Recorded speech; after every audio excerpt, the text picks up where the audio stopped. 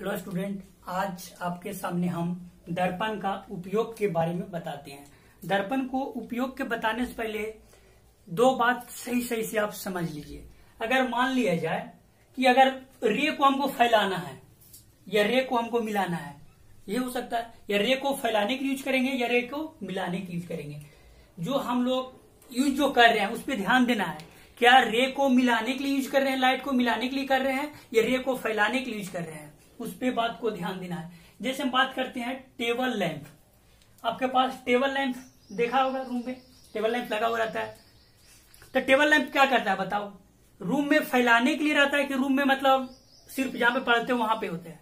तो आप सही से देखिएगा, जो रूम में तुमको लगता है रूम में फैलाने के लिए नहीं जी, किसी एक जगह फोकस करने के लिए होता है। क्या होता है? रूम में एक जहां पे हम बैठे हुए हैं वहां पे दिखाई देता है। इसलिए हमारे पास टेबल लैंप जब भी वैसा वर्ड आवे तो उसमें हमको क्या बात करेंगे? कौन सा दर्पण में आएगा? अवतल दर्पण में आएगा। सेविंग दर्पण पूछता है, सेविंग दर्पण क्या है? एक बार लिख दिया, सेविंग दर्पण क्या है।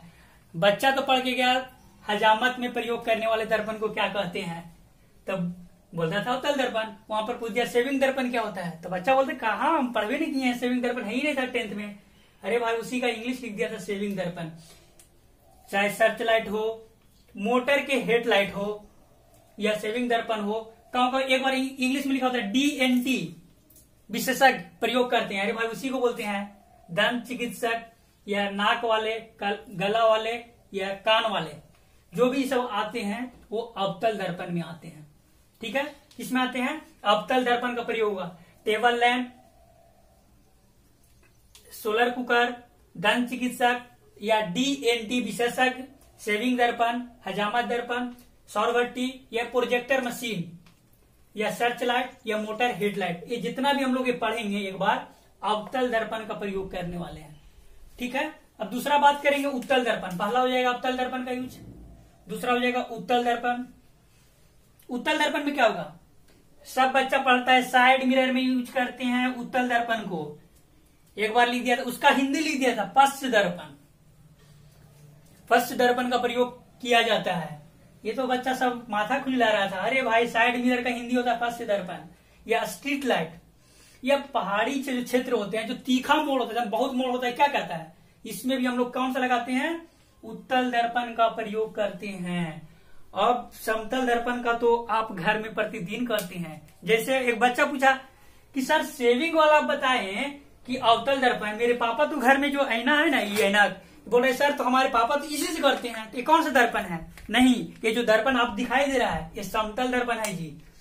आप अपना सुविधा के लिए आपके घर में नहीं है इसलिए प्रयोग कर लेते हैं कि हम लोग। लेकिन अगर हम लोग नाई के दुकान में जाएंगे या जनरली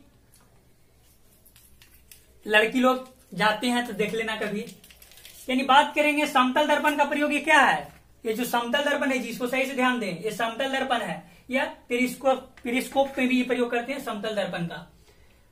लेकिन अगर हमारे पास दाढ़ी बनाना हो, जिसको बोलते हैं हजामत के लिए, क्या करता है? इस फेस को मतलब फेस को एकदम क्लियर दिखाता है, जिससे पता चले। इसीलिए हम लोग समतल दर्पण को मारेंगे। अगर हमारे पास हजामत बोलेगा तो समतल दर्पण का मारेंगे आंसर। अगर बोल देगा कि घर में हमारे पास प्रयोग किए जाते हैं दर्पण, तो उसमें मारेंगे समतल दर्पण। हजामत बोलेगा जी अवतल दर्पण, और घर में प्रयोग करने वाले दर्पण को समतल दर्पण मारेंगे। ठीक है।